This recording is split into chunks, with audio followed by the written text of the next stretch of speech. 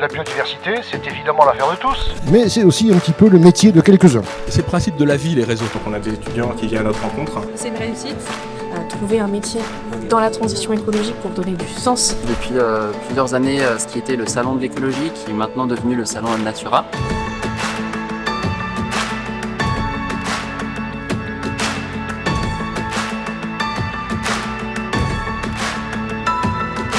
C'est la première édition du salon Natura au Parc des Expositions de Montpellier, ici en 2022, avec pour thème les sols vivants.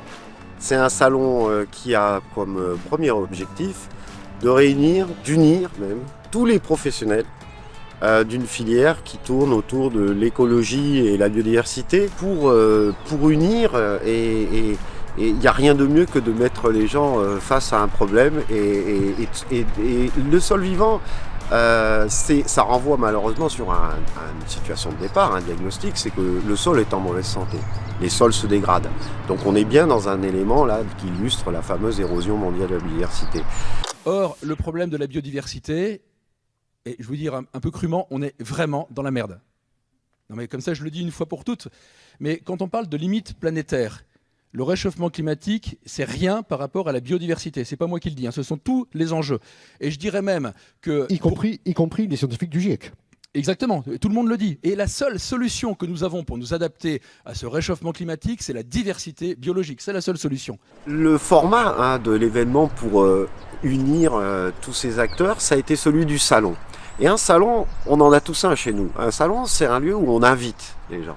Et on les invite à quoi faire ? À jouer leur rôle et à apporter quelque chose. Et donc, vous amenez de la bière, moi je vais amener une pizza. Vous voyez, alors ici, vous avez par exemple la région Occitanie qui a amené les 2e assises régionales de la biodiversité et c'est eux qui ont proposé ce cycle de conférences sur les sols vivants. Si on prend l'exemple du sol, première chose, c'est que finalement, le sol, personne ne le connaît vraiment. On marche dessus, mais il est dessous, donc il est méconnu. Personne n'est au courant qu'en fait, le premier problème de l'alimentation humaine dans le siècle qui vient, c'est la santé des sols parce que c'est ce qui va déterminer la production alimentaire de demain. Premier acteur, ceux qui sont les acteurs de la sensibilisation. Donc c'est tous ceux qui communiquent auprès de tous pour dire attention, ça existe, qu'est-ce que c'est et où est le problème. C'est le monde de l'éducation et de l'environnement, les associations essentiellement, mais aussi les collectivités territoriales par exemple qui vont gérer, elles sont présentes.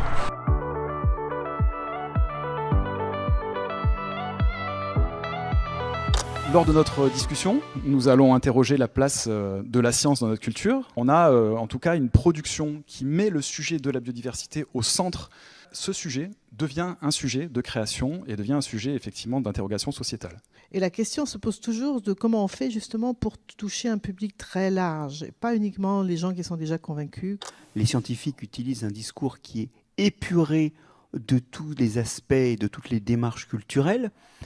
Et d'autre part, la culture ne s'empare pas du scientifique. Et puis aussi, les citoyens, ils ont l'impression ils sont formés d'une façon qui fait qu'ils propagent cette disjonction et qu'ils ont plutôt envie d'ailleurs de culture que de science. Regardez, les journées du patrimoine, on en parle à la radio. La fête de la science, vous pouvez très bien ignorer qu'elle a lieu.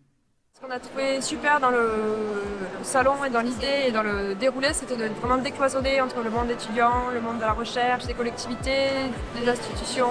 Les conservatoires d'espaces naturels, c'est un réseau associatif de 24 associations partout en France et donc le cœur de notre métier, c'est la protection et la gestion de 4100 sites naturels. On représente l'association Aileron. C'est une association étudiante qui vise à étudier, sensibiliser et protéger les raies et les requins en Méditerranée française. On a des projets de sciences participatives et des projets scientifiques qui sont basés sur la Méditerranée française. L'axe principal de Terre Humanisme, c'est l'accompagnement à la transmission et la formation de l'agroécologie auprès de publics, grand public, professionnels ou les collectivités. On développe des solutions pour intégrer la biodiversité en milieu urbain. Donc on travaille sur des passages à faune comme l'écuroduc pour les écureuils ou le parpaing pour les hérissons dans les murs de clôture et aussi sur des nichoirs qui s'intègrent directement dans les bâtiments. Et puis après, une fois qu'on est sensible à un problème, on veut le comprendre le problème, donc il faut l'étudier. Et là on a naturellement les acteurs de la recherche. Et puis, une fois qu'on a compris un problème, une maladie, quelque part, il faut mettre en place des soins. Il faut soigner. Et là, on a plutôt les bureaux d'études qui sont là, qui comprennent les problèmes et qui vont proposer des solutions en termes de préservation, on l'a évoqué, en termes de protection, en termes aussi de réparation. Donc il y a aussi ces médecins qui réparent la nature. C'est aussi beaucoup les bureaux d'études, mais aussi, encore une fois, on trouve un autre acteur, c'est les associations de l'écologie qui sont professionnels et qui apportent beaucoup d'expertise et d'ingénierie ici. Les acteurs d'associations à but non lucratif, d'intérêt général du type utilité publique, sont vraiment présents à la recherche de jeunes pour se former, pour être ensuite employés dans nos associations pour œuvrer pour la préservation de la biodiversité. Donc on a des étudiants qui viennent à notre rencontre et du coup qui s'intéressent à ce qu'on fait, nous on s'intéresse à eux et potentiellement en fait ça peut être des opportunités de stage aux professionnels en fait pour eux et aussi pour nous puisque du coup nos structures en fait se développent grâce aux compétences humaines. Je suis la fondatrice de l'atelier Nature et Territoire. C'est une entreprise qui est spécialisée dans l'éducation à l'environnement, la création de supports pédagogiques et de sensibilisation pour tout type de public. On est une entreprise où on développe en fait des logiciels et des applications web et mobiles pour l'environnement et en fait la biodiversité. Ecomed est un bureau d'études en écologie qui fait de l'expertise sur la faune, la flore, les habitats naturels mais aussi les zones humides. Je trouve ça super que des structures à la fois aussi jeunes que les nôtres comme d'autres structures bien développées puissent se retrouver au même endroit pour discuter librement entre elles. Et puis on a aussi, bien sûr, il ne faut pas qu'on oublie là-dedans, on a un truc qui s'appelle l'État. Donc l'État est là à travers un organisme qui s'appelle l'Office français de la biodiversité et eux vont apporter beaucoup à chaque niveau, dans la sensibilisation, dans l'étude, dans la manière d'agir et au niveau des territoires, ils vont soutenir et agir. Voilà. Pour nous, c'est vraiment important d'avoir des lieux comme celui-là qui rassemblent les professionnels de la biodiversité et les étudiants, tous ceux qui s'intéressent à avoir un métier, une carrière dans la filière, le milieu de la biodiversité et d'avoir des moments d'émulation où tout le monde se rencontre, où on peut prendre de l'information, partager des expériences.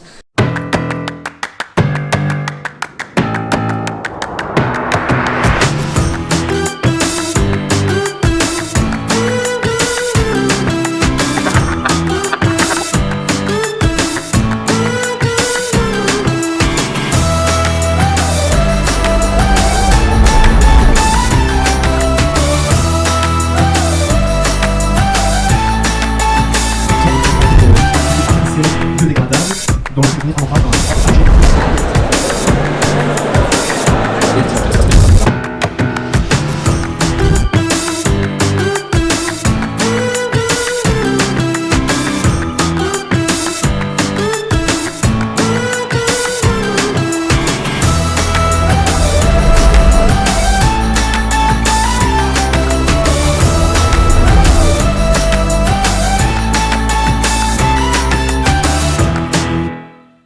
Il ne faut pas négliger que la vie est puissante. En fait, la vie, ça conquiert les espaces. Moi, je suis assez confiant dans la capacité que l'on peut avoir à remettre en fonction des sols dégradés à une seule condition, c'est de changer nos modes de vie, de changer nos modes de consommation, de changer nos modèles de production. Il faut quand même rappeler que les sols sont de vieilles entités. Ils se forment sur des périodes qui sont liées au temps géologique et donc la formation des sols, leur évolution est une coévolution aussi avec l'humanité, ce qui en fait toute l'importance en termes de conservation et de préservation pour nos usages, mais de façon raisonnée pour que tout le monde en tire profit et surtout les générations futures.